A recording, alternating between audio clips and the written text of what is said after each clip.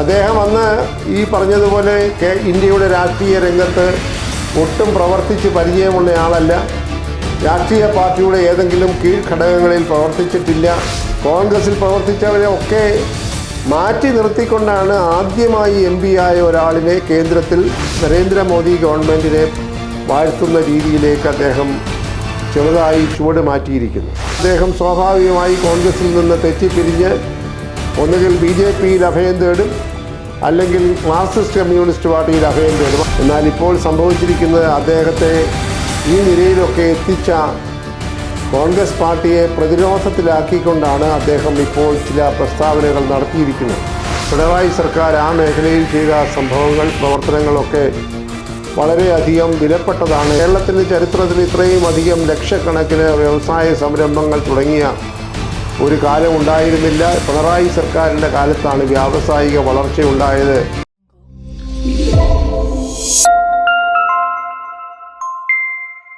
കേരള രാഷ്ട്രീയം ഇപ്പോൾ വളരെ വ്യാപകമായി ചർച്ച ചെയ്തുകൊണ്ടിരിക്കുന്ന ഒരു വിഷയമാണ് വിശ്വപൗരനായ ഡോക്ടർ ശശി തരൂർ തിരുവനന്തപുരം പാർലമെൻറ്റ് നിയോജക മണ്ഡലത്തെ കോൺഗ്രസ് ടിക്കറ്റിൽ പ്രതിനിധീകരിക്കുന്ന പാർലമെൻറ്റ് അംഗമായ ശശി തരൂർ നടത്തിയതായിട്ടുള്ള ചില പ്രഖ്യാപനങ്ങളും പ്രസ്താവനകളും.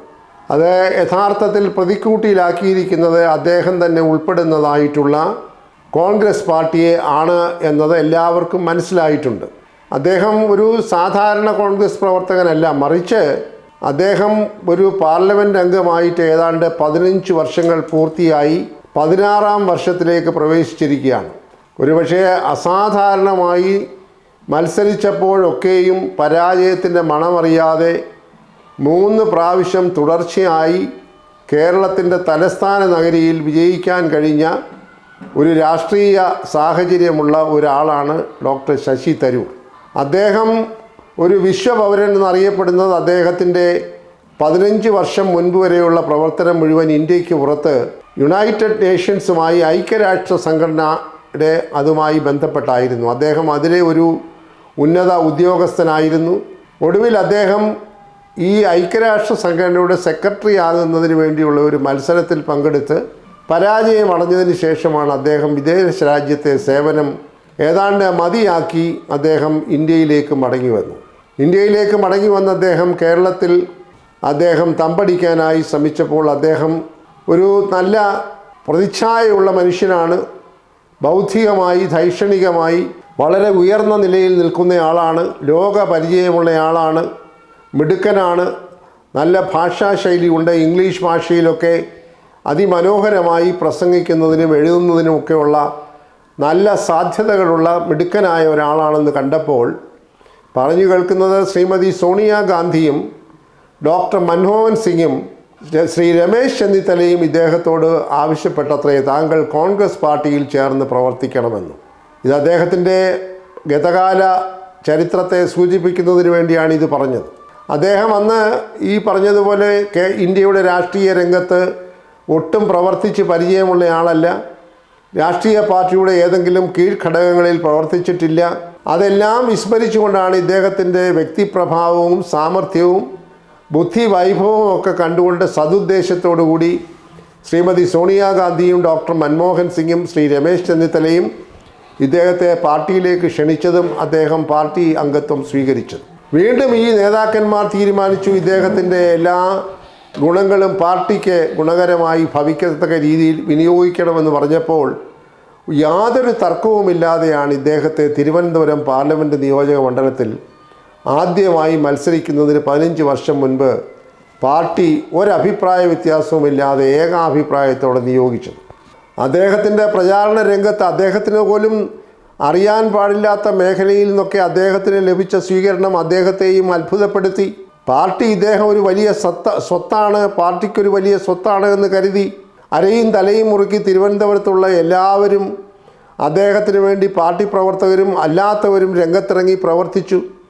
തിരുവനന്തപുരത്തിൻ്റെ പ്രത്യേക സ്വഭാവം അനുസരിച്ച് വിദ്യാഭ്യാസപരമായി വളരെ ഉയർന്നു നിൽക്കുന്ന നിലവാരമുള്ളവരായിട്ടുള്ള റിട്ടയർ ചെയ്ത ഉദ്യോഗസ്ഥന്മാരും അതുപോലെയുള്ള ആളുകളും പാർക്കുന്നുള്ള നഗരത്തിൽ രാഷ്ട്രീയത്തിന് അതീതമായി ശശി തരൂർ നമ്മുടെ പ്രതിനിധിയാകുന്നത് അഭിമാനമാണ് എന്ന് കരുതി അവരും ഇദ്ദേഹത്തെ അസാധാരണമായി പിന്തുണയ്ക്കാൻ തുടങ്ങിയപ്പോൾ അദ്ദേഹം ഒരു ചരിത്രം സൃഷ്ടിച്ചുകൊണ്ടാണ് യാതൊരു പശ്ചാത്തലവും ഇന്ത്യൻ രാഷ്ട്രീയത്തിൽ ഇല്ലാതെ ജയിച്ച് കയറി പാർലമെൻറ്റ് അംഗമാകുന്നത്.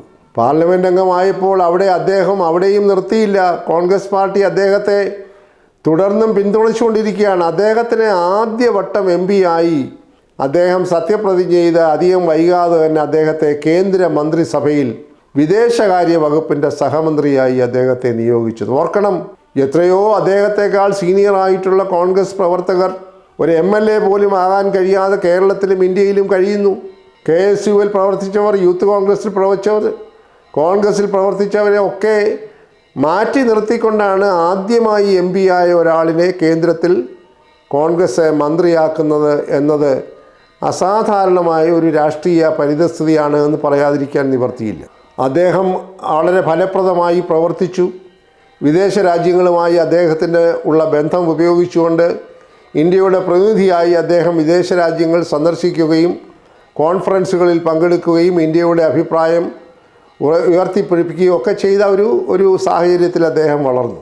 അതിനുശേഷവും അദ്ദേഹത്തിൻ്റെ ആദ്യത്തെ കാലാവധി കഴിഞ്ഞപ്പോൾ 2014 ആയപ്പോഴത്തേക്ക് ഇന്ത്യയിലെ രാഷ്ട്രീയ ചിത്രമാകെ മറിയുമ്പോഴും തിരുവനന്തപുരത്തെ രണ്ടാം തവണയുള്ള ഇലക്ഷൻ്റെ കാലമായപ്പോൾ അവിടെയും ഒരഭിപ്രായ വ്യത്യാസവുമില്ലാതെ ഡോക്ടർ ശശി തരൂർ തന്നെ തിരുവനന്തപുരത്തിൻ്റെ സ്ഥാനാർത്ഥിയാകണമെന്ന് പാർട്ടി ആഗ്രഹിച്ചു. പാർട്ടിയിലുള്ള എല്ലാ ഘടകങ്ങളും അദ്ദേഹത്തെ പിന്തുണച്ചു. UDFിലെ ഘടകകക്ഷികളൊക്കെ ഏകകണ്ഠമായി പിന്തുണച്ച അദ്ദേഹം രണ്ടാം വട്ടവും അദ്ദേഹം പാർലമെൻറ്റിലേക്ക് മത്സരിക്കുകയും വിജയിക്കുകയും ചെയ്തു. അങ്ങനെ 2009-ലും 2014-ലും 2019-ലും പാർലമെൻറ്റ് അംഗമായ കോൺഗ്രസ് പാർട്ടിയുടെ ടിക്കറ്റിൽ മത്സരിച്ച തിരുവനന്തപുരത്തിൻ്റെ പ്രതിനിധിയായിട്ടുള്ള തരൂരിന് 4-ാം ഊഴം വന്നപ്പോഴും അദ്ദേഹത്തിന് തന്നെ പാർട്ടി സ്ഥാനാർത്ഥിത്വം നൽകി. 2024-ൽ നടന്ന പാർലമെൻറ്റ് തിരഞ്ഞെടുപ്പിലും അദ്ദേഹം വിജയിച്ച് മുന്നേറി എന്നുള്ളത് ഒരുപക്ഷെ കേരളത്തിലെ കോൺഗ്രസിൻ്റെ ചരിത്രത്തിൽ അപൂർവങ്ങളിൽ അപൂർവം എന്ന് തന്നെ പറയേണ്ടിയിരിക്കുന്നു. എന്നാൽ ഇപ്പോൾ സംഭവിച്ചിരിക്കുന്നത് അദ്ദേഹത്തെ ഈ നിലയിലൊക്കെ എത്തിച്ച കോൺഗ്രസ് പാർട്ടിയെ പ്രതിരോധത്തിലാക്കിക്കൊണ്ടാണ് അദ്ദേഹം ഇപ്പോൾ ചില പ്രസ്താവനകൾ നടത്തിയിരിക്കുന്നത്. അതിലേറ്റവും പ്രധാനമായിട്ടുള്ളത് അദ്ദേഹം പറയുന്നത് മോഡിയുടെ സർക്കാരിൻ്റെ പ്രവർത്തനങ്ങളൊക്കെ വളരെ ശ്ലാഘനീയമാണ് എന്ന രീതിയിൽ ആ പദം ഉപയോഗിച്ചില്ലെങ്കിലും പല നീക്കങ്ങളും ജനങ്ങൾക്ക് ഗുണപ്രദമാണ്.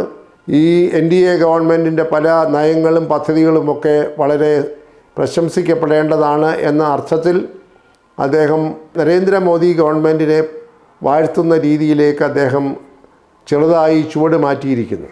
അതിനുശേഷം ഇപ്പോൾ ഏറ്റവും ഒടുവിൽ കേരള സർക്കാരിനെയും അദ്ദേഹം ഇപ്പോൾ വാഴ്ത്തിപ്പാടാൻ ഇറങ്ങിയിരിക്കുകയാണ്. അതായത് ഈ അടുത്ത സമയത്ത് കൊച്ചിയിൽ നടന്ന വ്യാവസായിക ഗ്ലോബൽ മീറ്റിൽ ഒരുപാട് വ്യവസായ സംരംഭങ്ങൾ കേരളത്തിൽ തുടങ്ങിയെന്ന് അവകാശപ്പെട്ടുകൊണ്ട് പിണറായി വിജയൻ മുഖ്യമന്ത്രിയും വ്യവസായ മന്ത്രി ശ്രീ രാജീവും ധനമന്ത്രി ശ്രീ KN ബാലഗോപാലും ഒക്കെ ഒരുപാട് കാര്യങ്ങൾ അവിടെ പ്രസംഗിച്ച് ആളുകളെയൊക്കെ സ്വാധീനിക്കാനായി പരമാവധി ശ്രമിച്ചു. അവർ പറയുന്നത് കേരളത്തിൻ്റെ ചരിത്രത്തിൽ ഇത്രയും അധികം ലക്ഷക്കണക്കിന് വ്യവസായ സംരംഭങ്ങൾ തുടങ്ങിയ ഒരു കാലം ഉണ്ടായിരുന്നില്ല, പിണറായി സർക്കാരിൻ്റെ കാലത്താണ് വ്യാവസായിക വളർച്ചയുണ്ടായത് എന്നൊക്കെ ചില സ്ഥിതിവിവര കണക്കുകളുടെ അടിസ്ഥാനത്തിൽ അവർ വിശദീകരിച്ചതിനെ ഏറ്റുപാടിക്കൊണ്ട് തരൂരും പറഞ്ഞു, ഇവിടുത്തെ വ്യാവസായിക വളർച്ച വളരെ ഗൗരവമുള്ളതാണ്, അത് വളരെ പ്രധാനപ്പെട്ടതാണ്. പിണറായി സർക്കാർ ആ മേഖലയിൽ ചെയ്ത സംഭവങ്ങൾ പ്രവർത്തനങ്ങളൊക്കെ വളരെയധികം വിലപ്പെട്ടതാണ് എന്ന് പറഞ്ഞപ്പോൾ നാളിതുവരെ UDF മുന്നണി അല്ലെങ്കിൽ UDF സർക്കാർ മുൻപ് നടത്തിയതായിട്ടുള്ള വ്യാവസായിക മേഖലയിലെ പ്രവർത്തനങ്ങളും ഇപ്പോൾ ഒന്നും നടക്കുന്നില്ല, തൊഴിലില്ലായ്മ വർദ്ധിക്കുന്നുവെന്ന് UDF നിരന്തരമായി നടത്തുന്ന പ്രചരണങ്ങളെയൊക്കെ പ്രതിരോധത്തിലാക്കിക്കൊണ്ടാണ് അദ്ദേഹം ഈ പ്രസ്താവനയുമായി മുന്നോട്ട് വന്നത്. അദ്ദേഹം കുറേ കൂടെ കടത്തി പറഞ്ഞത് UDF ഇപ്പോൾ ദുർബലമാണ്, കാരണം കോൺഗ്രസ് പാർട്ടിക്ക് വേണ്ടതായിട്ടുള്ള നേതൃത്വമില്ല. അപ്പോൾ അദ്ദേഹം ഉദ്ദേശിച്ചത് ഒരുപക്ഷെ അദ്ദേഹത്തിന് നേതൃത്വ സ്ഥാനത്തേക്ക് വരാനുള്ള ഒരു ഒളിയമ്പാണ് എന്ന് പൊതുസമൂഹം ഇപ്പോൾ ധരിച്ചു വച്ചിരിക്കുകയാണ്. അദ്ദേഹം ഇതിനിടയ്ക്ക് ഒരു പ്രാവശ്യം അഖിലേന്ത്യാ കോൺഗ്രസ് കമ്മിറ്റിയുടെ അധ്യക്ഷനാകാൻ പോലും ആഗ്രഹിച്ച് മത്സരിച്ച ആളാണ്, പരാജയപ്പെട്ടെങ്കിലും അപ്പോൾ അദ്ദേഹത്തിൻ്റെ ലക്ഷ്യമെന്ന് പറയുന്നത് എങ്ങനെയെങ്കിലും ഏതെങ്കിലും താക്കോ സ്ഥാനങ്ങളിൽ ഇടം പിടിക്കണം എന്നുള്ളതാണ് എന്നിപ്പോൾ ആളുകൾ മുഴുവൻ മനസ്സിലാക്കി കഴിയും. അദ്ദേഹം ഇപ്പോൾ ഈ പിണറായി സർക്കാരിനെയും മോദി സർക്കാരിനെയും വാഴ്ത്തിപ്പാടിയതിൻ്റെ ഒടുവിലായി അദ്ദേഹം പറഞ്ഞത് എൻ്റെ കഴിവും എനിക്ക് ജനങ്ങളുടെ ഇടയിലുള്ള സ്വീകാര്യതയും ഒക്കെ വേണ്ട തരത്തിൽ കോൺഗ്രസ് പാർട്ടി വിനിയോഗിക്കുന്നില്ല എങ്കിൽ എനിക്ക് വേറെ വഴികളുണ്ട് എന്ന് അദ്ദേഹം ഒരു ചെറിയ ഭീഷണിയും പുറപ്പെടുവിച്ചിരിക്കുകയാണ്. അദ്ദേഹത്തിൻ്റെ വഴി എന്താണെന്ന് അദ്ദേഹത്തിന് മാത്രമേ അറിയത്തുള്ളൂ. പക്ഷേ രാഷ്ട്രീയ വൃത്തങ്ങൾ പറയുന്ന അദ്ദേഹം സ്വാഭാവികമായി കോൺഗ്രസിൽ നിന്ന് തെറ്റിപ്പിരിഞ്ഞ് ഒന്നുകിൽ BJPയിൽ അഭയം തേടും, അല്ലെങ്കിൽ മാർക്സിസ്റ്റ് കമ്മ്യൂണിസ്റ്റ് പാർട്ടിയിൽ അഭയം തേടും. അത് അദ്ദേഹത്തിൻ്റെ കാര്യം, അതാർക്കും പ്രവചിക്കാൻ സാധ്യമല്ല. എന്തായാലും അദ്ദേഹത്തിൻ്റെ ഭാഷയും അദ്ദേഹത്തിൻ്റെ ശരീരഭാഷയും ഒക്കെ കേരളത്തിലെ കോൺഗ്രസ് പാർട്ടിയെ, പ്രത്യേകിച്ചും UDF മുന്നണിയെ പൊതുവെയും വല്ലാതെ പ്രതിരോധത്തിലാക്കിയിരിക്കുന്നു. ഈ വർഷം ഒടുവിൽ നടക്കാൻ പോകുന്ന തദ്ദേശ സ്വയംഭരണ തെരഞ്ഞെടുപ്പ്, അടുത്ത വർഷം നടക്കാൻ പോകുന്ന നിയമസഭാ തെരഞ്ഞെടുപ്പിലൊക്കെ UDF അരയും തലയും മുറുക്കി കർമ്മരംഗത്ത് നിൽക്കുമ്പോൾ ആ മുന്നണിയെ ക്ഷീണിപ്പിക്കുന്ന തരത്തിൽ അതിലുൾപ്പെട്ട ഒരു പാർട്ടിയുടെ MP തന്നെ ഇത്തരം പ്രസ്താവനകളുമായി വരുന്നത് വല്ലാതെ വിഷമത്തിലാക്കിയിട്ടുണ്ട്. ഇപ്പോൾ മാധ്യമങ്ങളൊക്കെ സൃഷ്ടിക്കുന്ന കഥകളനുസരിച്ച് ശ്രീ ശശി തരൂർ കേരളത്തിൻ്റെ മുഖ്യമന്ത്രിയാകാനാണ് ആഗ്രഹിക്കുന്നതെന്ന രീതിയിലേക്ക് ഇതിനെ വക്രീകരിച്ചുകൊണ്ടിരിക്കുകയാണ്. ഒരുപക്ഷെ അദ്ദേഹത്തിൻ്റെ മനസ്സിൽ ആഗ്രഹമുണ്ടോ എന്നുള്ളത് അദ്ദേഹത്തിന് മാത്രമേ അറിയുള്ളൂ. അത് തെളിയിക്കത്തക്ക രീതിയിലുള്ള പ്രസ്താവനകളൊന്നും നേരിട്ട് അദ്ദേഹത്തിൻ്റെ വായിൽ നിന്ന് വന്നിട്ടില്ല. പക്ഷേ അദ്ദേഹത്തിന് സംസ്ഥാന രാഷ്ട്രീയത്തിൽ ഒരു താക്കോൽ സ്ഥാനത്ത് എത്തണമെന്ന് ആഗ്രഹമുണ്ട്. കാരണം അദ്ദേഹത്തിന് കേന്ദ്ര ഹൈക്കമാൻഡ്, കോൺഗ്രസ് ഹൈക്കമാൻഡിൻ്റെ തണലിൽ കാര്യമായിട്ടുള്ള ഒരു സ്വാധീനം ചെലുത്താൻ കഴിയുന്ന സ്ഥാനങ്ങൾ ലഭിക്കുന്നില്ല. ആ കാര്യത്തിലുള്ള നിരാശയുണ്ട്. അപ്പോൾ അവിടെ ഇനിയും വലിയ പ്രതീക്ഷയ്ക്ക് വകയില്ല ഉള്ളത് കണ്ടതുകൊണ്ടായിരിക്കാം അദ്ദേഹം കളം മാറ്റി ചവിട്ടാനായി ശ്രമിക്കുന്നത്. അതെന്തായാലും കേരളത്തിൽ ഇപ്പോൾ അതിനുള്ള സാധ്യതകൾ കാണുന്നില്ല. കാരണം അദ്ദേഹം പാർലമെൻറ്റ് അംഗമായിട്ട് 1 വർഷമേ ആയിട്ടുള്ളൂ. അദ്ദേഹത്തിന് കേരള രാഷ്ട്രീയത്തിലേക്ക് അടുത്ത വർഷം നടക്കുന്ന നിയമസഭാ തെരഞ്ഞെടുപ്പിൽ ഒരു സ്ഥാനാർത്ഥിയാകുക എന്നുള്ളത് ഏതാണ്ട് അസാധ്യമാണ്. രണ്ടാമത് അദ്ദേഹം ഭീഷണിപ്പെടുത്തിയനുസരിച്ച് എനിക്ക് മറ്റു വഴികളുണ്ടെന്നൊക്കെ പറഞ്ഞാൽ അദ്ദേഹത്തെ അതേപടി കേരളത്തിലെ CPMോ ഇന്ത്യയിലെ BJPയോ സ്വീകരിക്കും ഇപ്പോൾ എന്ന് കരുതുകയും വയ്യ. കാരണം പല പാർട്ടികളിൽ നിന്നും BJPയിലും CPMലും ഒക്കെ ചെന്നുപെട്ടവരുടെ അവസ്ഥ അദ്ദേഹം നന്നായി പരിശോധിച്ച് നോക്കുമ്പോൾ അദ്ദേഹത്തിനും ആ ദുർഗതി ഉണ്ടാകാൻ അദ്ദേഹം തന്നെ ശ്രമിക്കുമെന്ന് തോന്നുന്നില്ല. എന്തായാലും അദ്ദേഹത്തിൻ്റെ വരും ദിവസങ്ങളിലെ രാഷ്ട്രീയ നീക്കങ്ങൾ കേരള സമൂഹവും ഇന്ത്യൻ രാഷ്ട്രീയ രംഗവും കൗതുകത്തോടെയും ജിജ്ഞാസയോടുകൂടെയാണ് നോക്കിക്കാണുന്നത്. അദ്ദേഹം ഇനിയും ഒരുപക്ഷെ അദ്ദേഹത്തിൻ്റെ പ്രാഗൽഭ്യമുള്ള എഴുത്ത് മേഖലയിലേക്കും പുസ്തകരചനയിലേക്കും യാത്രയിലേക്കും പ്രഭാഷണങ്ങളിലേക്കും ഒക്കെ പോകുമോ എന്ന് പറയുന്നവരുമുണ്ട്. എന്തായാലും അദ്ദേഹത്തിൻ്റെ തുടർന്നുള്ള രാഷ്ട്രീയ പ്രവർത്തനങ്ങൾ എന്തായിരിക്കുമെന്നുള്ളത് അറിയാൻ കേരള സമൂഹവും ഇന്ത്യയിലെ രാഷ്ട്രീയ മേഖലയും കാത്തിരിക്കുന്നു എന്നതാണ് ഈ സമയത്ത് നമുക്ക് പറയാൻ കഴിയുന്നത്.